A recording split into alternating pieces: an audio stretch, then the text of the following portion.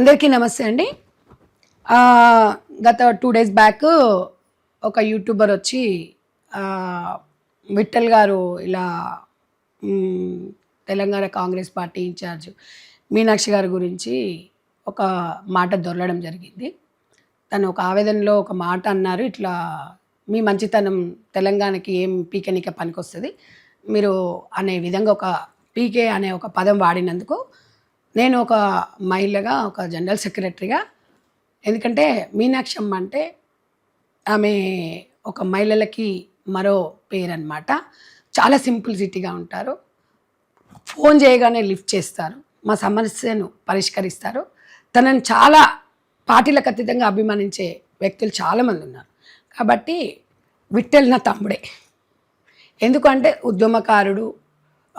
నాకు ఎలా అయితే ఆవేదన ఉంటుందో ప్రతి సమస్య మీద, విఠల్ అన్న తమ్ముని కూడా చాలా ఆవేదనతోని కొన్ని సందర్భాలలో ఎమోషనల్గా అయ్యి తన అన్న మాటకి కేవలం మీనాక్షమ్మని తెలంగాణకు మీ మంచితనం ఎందుకు పీకడానికి అనే మాటకి కొంచెం నేను బాధపడ్డాను. ఆ బాధలో విఠల్ గారిని నేను అనడం జరిగింది. అయితే ఇది మా పర్సనల్ ఇష్యూ ఏం కాదు. నాకు ఆయన ఉద్యమకారుడు, నేను ఉద్యమకారాలని, మేము అందరం ఉద్యమం చేసిన వాళ్ళమే. ఒకవేళ అమ్మగారిని తను విఠల్ గారు కూడా నాతో చెప్పారు, ఆ మీనాక్షమ్మ కూడా మా తల్లితో సమానం. ఆవేదనలో నేను ఒక సందర్భంలో మాట్లాడడం కాబట్టి అది ఒక తెలంగాణ యాసగా అనుకున్నాం అంతే తప్ప వేరేది ఏం లేదన్నారు. నేను కూడా చెప్తున్నాను, విఠల్ గారి కుటుంబానికి కానీ తనకు సంబంధించిన వ్యక్తులు కానివ్వండి, తను కానివ్వండి, ఈ విషయంలో బాధపడినట్టయితే నేను అన్న మాటలను ఉపసంహరించుకుంటా. At the same time Vithal గారు కూడా అమ్మగారి మీద అన్న మాట, అతను ఏదన్నా ఆవేదనలో అన్నా ఏదైనా అన్నగారు కూడా అన్న కానీ తమ్ముడు కానివ్వండి, ఇద్దరం ఈక్వల్గా.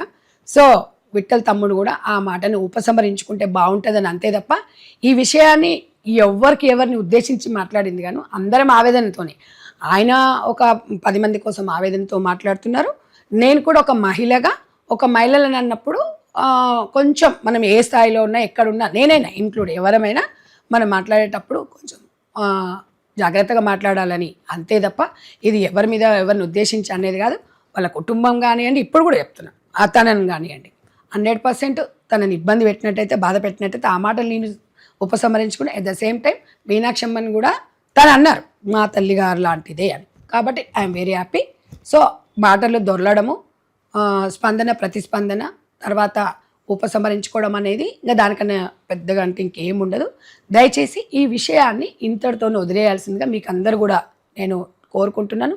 నేను కూడా తెలంగాణ బిడ్డనే, తెలంగాణ సమస్యల మీద నాకు పూర్తి అవగాహన ఉంది. తప్పకుండా అందరికీ నేను అండగా ఉంటాను. ఏ విషయం ఉన్నా కూడా పార్టీ పరంగా తెలంగాణ ఇన్ఛార్జ్ మీనాక్షమ్మ కాబట్టి నేను స్పందించడం జరిగింది తప్ప వ్యక్తిగతంగా నాకు ఎలాంటి విభేదాలు నాకు కానీ విఠల్గా తమ్ముని కానీ లేదు. కాబట్టి మీరు అందరూ కూడా అర్థం చేసుకోవాలి, మనం అందరం సమయం పాటించాల్సిన అవసరం ఉందని చెప్పేసి మీకు అందరూ కూడా నేను తెలియజేస్తున్నాను. కానీ నన్ను ఎందుకు లాగుతున్నారు ఇలా?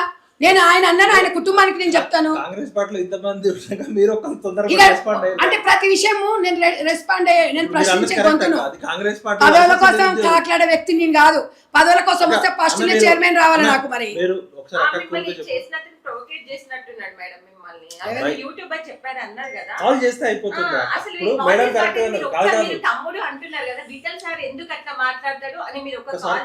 అమ్మా ఇంకొకటి నేను ఏం చెప్తున్నా, ఇది పెద్ద సమస్య కాదు. మేమిద్దరం మీకు అందరికి సమస్య సాల్వ్ కావాలి. మేడంతో పిసిసి గారితో కూర్చోబెడతామన్నారు.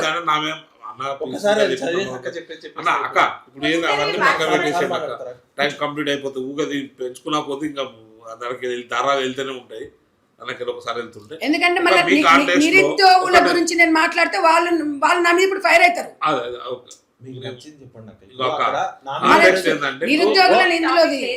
నిరుద్యోగుల తరపున మాట్లాడినట్టు ప్లాట్ఫామ్ మీద మాట్లాడిండ్రు. నేను అది ఒక ప్లాట్ఫామ్ లో మాట్లాడిండ్రు. నాకు ఒక యూట్యూబర్ వచ్చి అడిగినప్పుడు ఇది చేసినప్పుడు నేను అతను ఎంత ఆవేదనతో మాట్లాడిండ్రో నేను కూడా ఎట్ ద సేమ్ టైం ఒక మహిళగా మా తెలంగాణ ఇన్ఛార్జ్ గారిని అన్నందుకు నేను ఎమోషన్ అయింది తప్ప, నాకు విఠల్ తమ్ముడు లాంటి వారే ఉద్యమ నాయకుడు, ఉద్యమాలు చేసిండు, చాలా గౌరవం ఉంది, చాలా ఉంది. ఎమోషనల్గా నేను అనాల్సి వచ్చింది తప్ప వాళ్ళ దానివల్ల కుటుంబం వాళ్ళ కానివ్వండి కుటుంబం ఆయనకు సంబంధించిన బాధ వాళ్ళు కానీ ఎవరైనా అనిపిస్తే బాధపడితే ఆ మాట నేను 100% ఉపసంహరించుకుంటాను. అంతే ఇదే మేము అదే నేను అన్నది అదే చెప్తున్నా. ఊరికేదైనా కూర్చున్నట్టు రాత్రి నుంచి చెప్పిన మాట్లాడకూడదు. నేను తప్పు నువ్వు ఎక్కడైనా ఒప్పుకునే వ్యక్తిని, ప్రశ్నించే వ్యక్తిని తప్పును ఒప్పుకుంటా. ఏముంది సారీకి ఏముంది? తప్పు చేయనాడు ఎవడు, దొరలనాడు ఎవడున్నాడు.